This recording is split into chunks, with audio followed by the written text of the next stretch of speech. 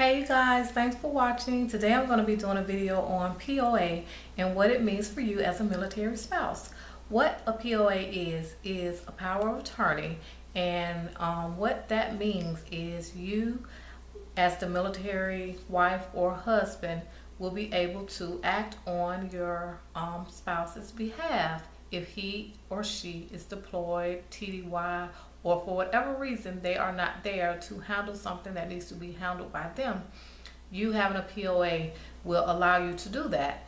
And I first read about a POA when my husband decided to join the military, and as I was browsing the internet, reading about the military to try to find out things, this was one of the things that came up, POA. And after reading about it, I decided that that is definitely something that I wanted.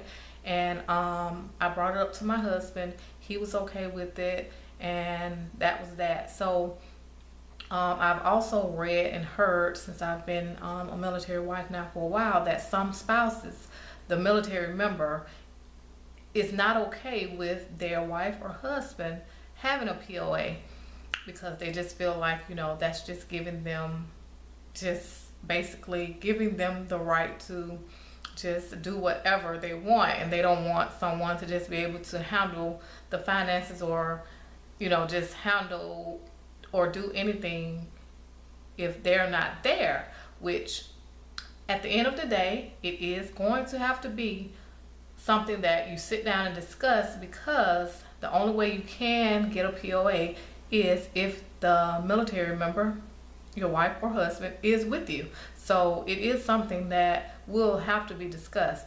But I feel like it is so important, because if your husband or wife gets deployed or TDY and he or she is not there to sign something or handle something, you can't just pick up the phone and just be like, okay, so and so, I need you to come home to sign this or handle this. It's not going to be that easy, because he's gone. So it's basically going to be impossible if he's 50,000 miles away and you're just going to be, out of luck. So it is something to definitely bring up to your spouse, and it's something to definitely consider. And I'm so glad that, we did ours. And for example, when we got to our duty station, our house on post was not ready for like 3 weeks. So my husband had already started working.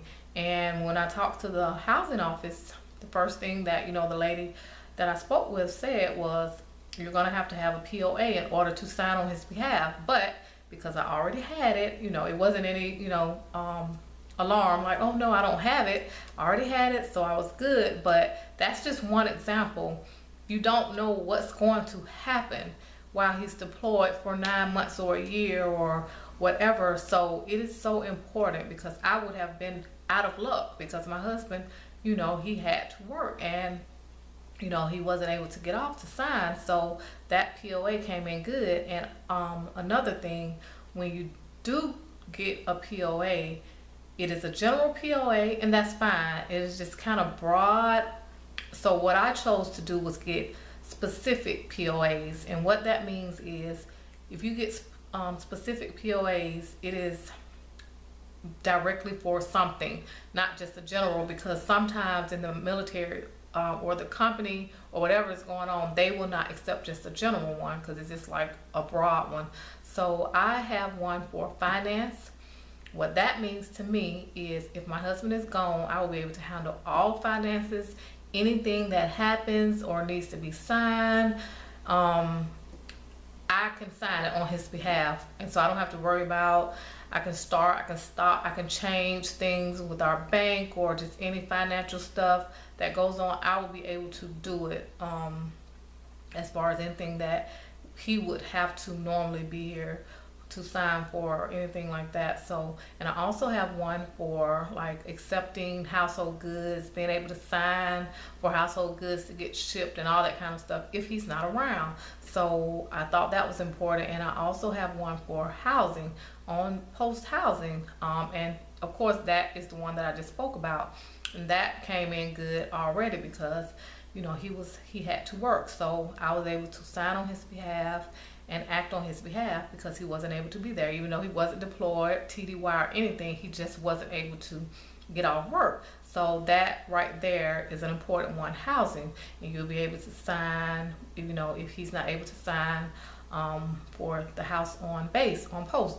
So just discuss it, and yes, at the end of the day, it is going to have to be up to your husband or wife that's in the military, because they will have to be with you to sign off on the papers. And what you do, you go to your local JAG office, and you tell them you want a POA. They will explain to you the different ones and the different types, and you and your husband, y'all will decide which ones are good for you guys and what you need. And that's it in a nutshell. And it was such a quick, easy process. And also, we got ours after he came home from AIT, and before we got to left to come to our duty station. So that's when we got ours. We was gonna get it before he left for basic, but we forgot about it.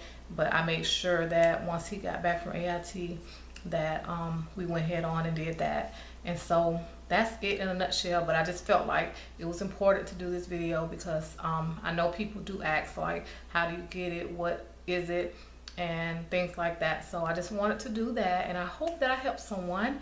And just don't forget to thumbs up if you like this video, comment, subscribe, and until the next video, take care.